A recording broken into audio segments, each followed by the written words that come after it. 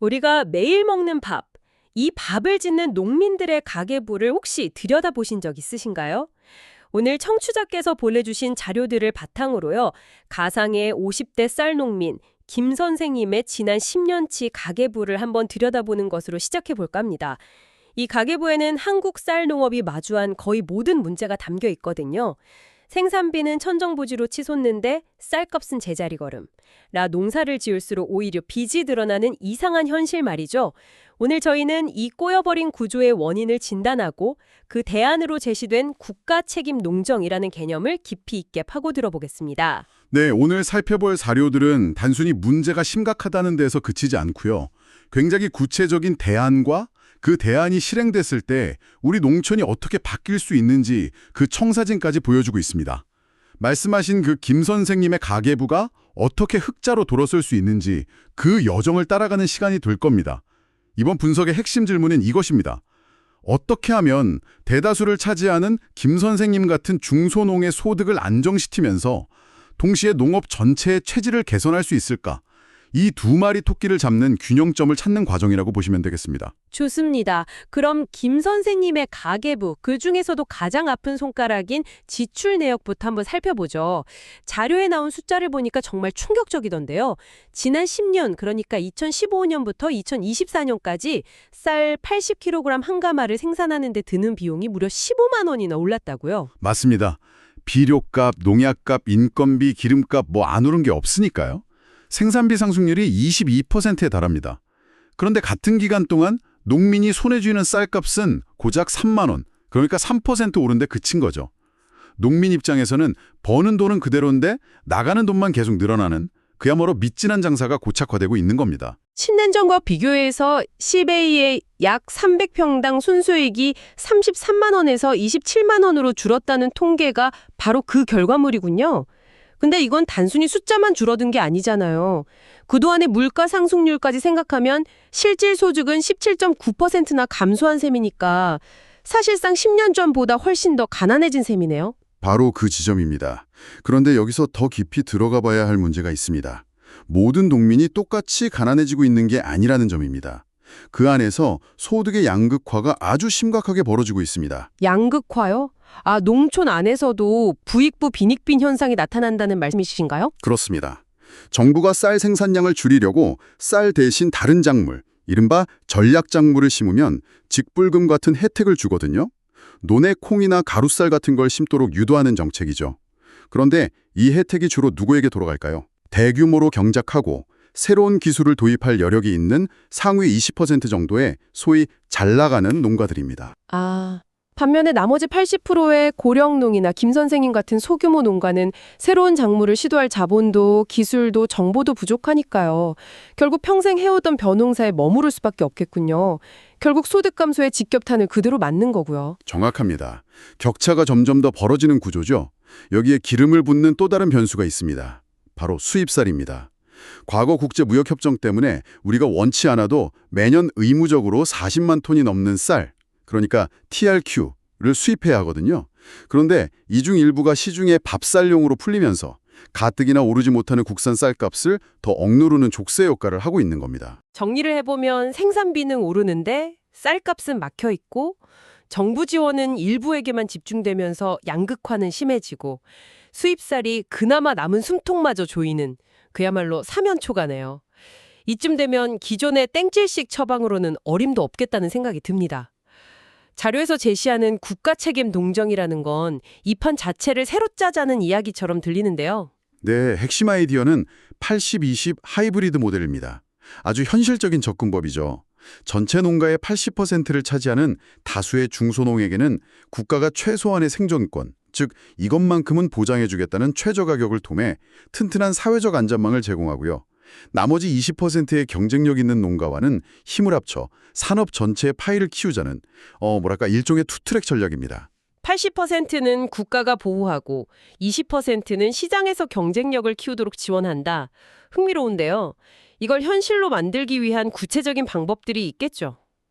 첫 번째가 아까 문제의 원인 중 하나로 지목됐던 수입쌀에 대한 조치군요. 그렇습니다. 가장 먼저 뚫린 구멍부터 막아야 하니까요. 구체적으로는 의무적으로 수입하는 TRQ 물량 전량을 주류나 떡, 과자 같은 가공용으로만 쓰도록 100% 의무화해서 우리 밥상에 오르지 못하게 원천 차단하자는 겁니다. 동시에 국제 규정이 허용하는 범위 내에서 검역이나 품질 기준을 최대한 까다롭게 적용하는 기술적 장벽을 활용해서 국내 시장에 미치는 영향을 최소화하는 전략도 병행해야 하고요. 수입사를 막는 게 첫 단추군요. 하지만 그걸로 농민들 주머니 사정이 바로 나아지는 건 아니지 않습니까? 생산비 자체가 너무 올랐으니까요. 자료에서는 이 비용 문제를 어떻게 다루고 있나요? 정부가 매년 통계청 자료를 기반으로 이 정도는 들어간다 하는 적정 생산비를 객관적으로 산출하고 여기에 물가 상승률 같은 최소한의 이윤을 더한 가격을 최저 가격으로 공표하는 겁니다. 그리고 만약 시장 가격이 그 이하로 떨어지면 정부가 그 가격으로 쌀을 매입해서 농가의 소득을 보장해 주는 거죠. 최소한 이만큼은 보장해 줄 테니 안심하고 농사 지으세요. 라는 명확한 신호를 국가가 주는 겁니다. 알겠습니다. 외부 충격, 그러니까 수입사를 막고 내부 마지노선인 최저가를 지켜주고. 그런데 세 번째 방안이 가장 흥미롭습니다. 중소농 연합체를 중심으로 현대화를 추진한다. 잠깐만요. 연합체나 협동조합 같은 모델은 사실 예전부터 있었지만 잘 안 된 경우가 많지 않습니까? 각자 이해관계가 다른 농민들을 하나로 묶는다는 게 말처럼 쉬운 일이 아닐 텐데 자료에 나온 모델은 기존 방식과 뭐가 다른 거죠? 아주 날카로운 지적이십니다. 기존의 협동조합 모델이 실패했던 이유 중 하나는 지원이 분산되고 개별 농가의 이해관계를 조율하지 못했기 때문입니다.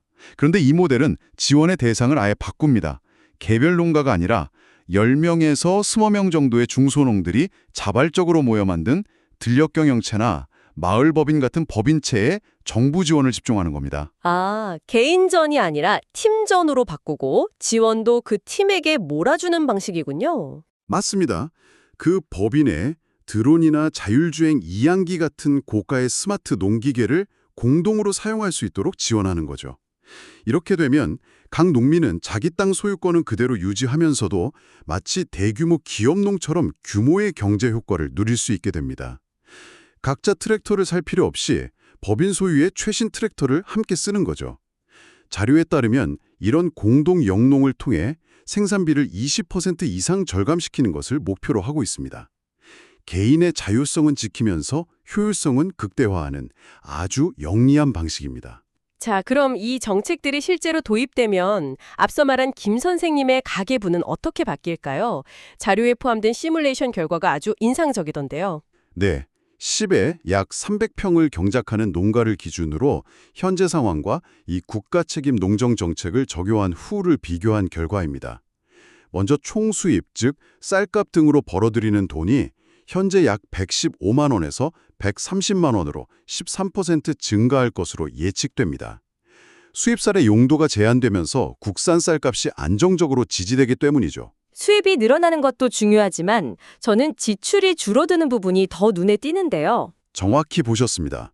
생산비, 즉 경영비와 인건비 등을 포함한 비용이 현재 88만 원에서 75만 원으로 14.7%나 감소합니다. 이것이 바로 중소농 연합체를 통한 공동작업의 효과가 숫자로 나타난 겁니다. 들어오는 돈은 늘고 나가는 돈은 줄었으니 최종적으로 손에 쥐는 소득이 크게 늘겠군요. 네, 최종 농가 소득은 현재 27만 원에서 55만 원으로 증가하는 것으로 나타났습니다. 잠깐만요. 55만 원이요? 27만 원에서. 그럼 103.7% 증가잖아요. 소득이 2배 넘게 뛴다는 거 아닙니까? 이건 단순한 정책 개선이 아니라 거의 농가 한 세대의 운명을 바꾸는 수준인데요. 이 엄청난 숫자를 만드는 가장 결정적인 한 가지가 뭡니까? 정부가 보장해주는 가격 인상 효과인가요? 아니면 농민들이 스스로 이뤄낸 생산비 절감 효과인가요? 바로 그 질문이 이 모델의 핵심을 관통합니다.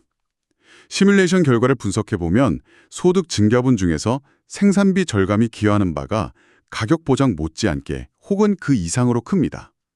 즉, 국가의 책임, 즉 가격 보장과 농민의 혁신, 비용 절감이라는 두 바퀴가 함께 굴러갈 때 비로소 103.7%라는 시너지가 폭발하는 거죠. 어느 한쪽만으로는 불가능한 수치입니다. 와, 이건 정말 중요한 지점이네요. 단순히 정부가 돈을 더 달라라는 이야기가 아니라 우리가 혁신할 테니 국가는 최소한의 울타리가 되어 달라는 요구에 가깝군요. 하지만 이 장밋빛 청사진이 너무 좋아 보여서 오히려 의심이 드는데요. 분명히 문제점이나 반발도 만만치 않을 것 같습니다. 물론입니다. 세상에 공짜 점심은 없으니까요. 자료에서도 세 가지 예상되는 문제점과 그에 대한 극복 방안을 함께 제시하고 있습니다. 첫 번째로 제기될 수 있는 우려는 역시 재정 부담과 과잉 생산 문제입니다. 정부가 쌀값을 좋게 보장해주면 너도 나도 벼농사만 지으려고 해서 또다시 쌀이 남아도는 문제가 생길 수 있다는 거죠. 충분히 가능한 시나리오입니다. 풍년의 역설이 재현될 수 있겠네요. 해법은 있습니까? 총량제 기반 최저가격제를 도입하는 겁니다. 무조건 다 사주는 게 아니라 예년 평균 생산량의 일정 범위 내에서 생산된 쌀에 대해서만 최저가격을 보장해주는 거죠. 그 이상 초과 생산된 물량은 시장 가격에 맡겨서 농민 스스로 공급량을 조절하도록 유도하는 일종의 안전장치입니다. 두 번째 반발은 아마 소비자 쪽에서 나올 것 같은데요. 국산 쌀값이 오르면 결국 밥상 물가가 오르는 거니까요. 맞습니다. 그래서 가공용 쌀 차등 가격제라는 보완책을 제시합니다.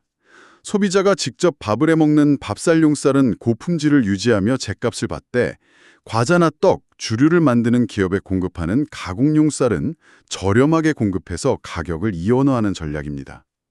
소비자는 좋은 쌀을 죗값 주고 사 먹을 선택권을 보장받고 식품업계의 원가 부담은 줄여주는 거죠. 마지막으로 가장 까다로워 보이는 문제인데 국제사회와의 통상마찰 가능성입니다. 수입쌀을 사실상 막는 조치인데 WTO 같은 곳에서 가만히 있지 않을 것 같은데요. 가장 민감하고 정교한 접근이 필요한 부분입니다. 그래서 자료에서는 수입량 자체를 직접적으로 줄이는 무역 장벽보다는 앞서 말씀드린 검역 및 품질 기준 강화와 같은 기술적인 조치를 활용하라고 조언합니다. 국제 규정을 준수하는 범위 내에서 우리의 위생 및 안전 기준을 엄격하게 적용하고 수입쌀의 유통 이력 관리를 철저히 해서 밥쌀용 시장으로 흘러들어오는 것을 막는 거죠. 정면 충돌보다는 우회로를 찾는 지혜가 필요한 부분입니다. 알겠습니다. 그런데 이 모든 정책들을 듣다 보니 좀 씁쓸한 현실이 하나 보이는 것 같습니다. 이 새로운 시스템이 어떤 사람에게는 엄청난 기회가 되지만 어떤 사람에게는 그림의 떡이 될 수도 있겠다는 생각이 들거든요. 특히 나이라는 별수가 크게 작용할 것 같은데요. 네, 그 부분이 어쩌면 이 정책의 가장 큰 도전 과제일 수 있습니다. 청년이나 중장년층 농민과 고령농의 상황이 완전히 다르기 때문이죠. 이 정책들이 세대 간의 격차를 오히려 더 벌일 수도 있다는 점을 자료는 명확히 지적합니다. 젊은 농부들은 정책을 활용해서 소득을 150%까지 늘릴 기회가 있는데 평생 벼농사만 지어오신 어르신들은 오히려 위기에 처한다니 이건 세대 간의 정보 격차 문제인가요? 아니면 더 구조적인 문제인가요? 둘 다입니다. 청년 중장년층은 스마트 농기계를 다루고 정부 정책을 파악해서 직불금 혜택이 큰 전략 작물로 전환하는 데 능숙합니다. 자료의 표를 보면 쌀 대신 논콩을 심으면 소득이 130%, 정부가 전량 매입해주는 가루쌀은 140%, 소먹이용 조사료를 이모작으로 재배하면 150%까지 소득을 올릴 수 있습니다. 이 높은 소득의 상당 부분이 바로 전략작물 직불금이라는 정부 지원금에서 나오죠. 하지만 고령농은 새로운 농기계 구입이 경제적으로 부담스럽고 수십 년간 해온 익숙한 벼농사를 바꾸는 것 자체를 두려워합니다. 결국 생산비는 계속 오르는데 순수익은 감소하는 악순환에 갇히게 되는 겁니다. 그렇다면 고령농들을 위한 대책은 없는 건가요? 무작정 새로운 걸 배우라고 등 떠밀 수는 없는 노릇이잖아요. 이분들을 포기하고 갈 수는 없는 문제인데요. 그래서 자료는 고령농을 위한 세 가지 현실적인 출구 전략을 제시합니다.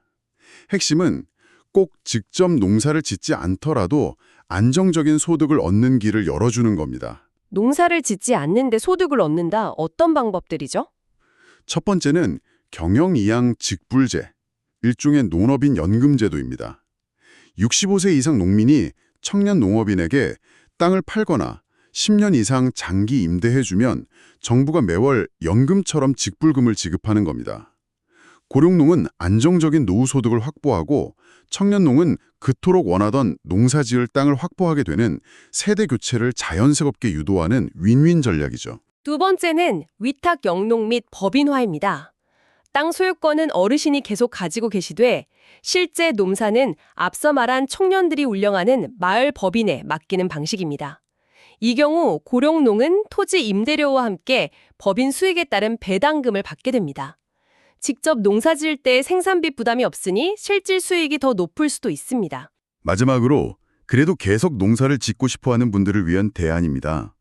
고령농 친화형 전략작물 보급인데요. 예를 들어 가로쌀 같은 작물은 기존 벼농사와 재배 방식이 거의 똑같아서 어르신들도 큰 부담 없이 도전할 수 있습니다. 이런 작물 보급을 확대해서 고령농도 비교적 쉽게 전략작물 직불금 혜택을 받도록 유도하는 겁니다. 정리해 보겠습니다. 오늘 우리는 한국쌀 농업이 겪는 소득 감소와 양극화라는 복잡한 문제를 풀기 위해 국가 책임 농정이라는 청사진을 들여다봤습니다. 단순히 쌀값을 올리는 1차원적인 접근을 넘어 생산 구조를 현대화하고 세대별로 다른 맞춤 전략을 통해 농촌 전체의 지속 가능성을 고민하는 아주 입체적인 접근법이었습니다. 핵심은 상호 책임 원칙이 있습니다. 생산비의 마지노선은 주가가 책임지되 생산성의 혁신은 농민이 주도한다는 것이죠. 다수의 소농은 최저가격 보장이라는 안전망을 얻고 의지와 역량 있는 농민들은 연합체를 통해 경쟁력을 키우는 구조. 이제 농가소득은 단순히 쌀값이라는 단일 변수가 아니라 직불금 같은 정부 정책과 얼마나 유기적으로 결합하느냐에 따라 크게 달라지는 시대로 접어들었다는 것이 자료의 종합적인 진단입니다. 자료들은 경제적이고 구조적인 청사진을 정말 잘 보여주었습니다. 하지만 마지막으로 이런 질문을 던져보고 싶네요. 이 모든 정책의 성패를 가르는 가장 큰 변수는 결국 제도가 아니라 사람의 마음이 아닐까요? 평생 자기 손으로 흙을 만지며 살아온 김 선생님 같은 분들이 어느 날 갑자기 나타난 젊은이들이 운영하는 마을법인이라는 시스템에 자신의 땅을 맡기고 신뢰를 보내기까지 과연 무엇이 필요할까요? 어쩌면 우리가 풀어야 할 가장 어려운 숙제는 다음 세대로의 기술의 이전이 아니라 신뢰의 이전일지도 모르겠습니다.